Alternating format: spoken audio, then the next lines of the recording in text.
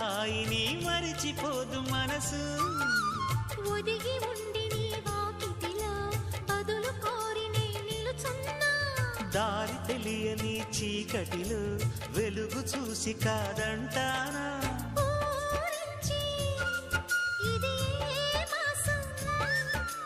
ప్రేమించే ప్రతి గుండెను అందెల సందడి చేసే హేమంతం ఇది.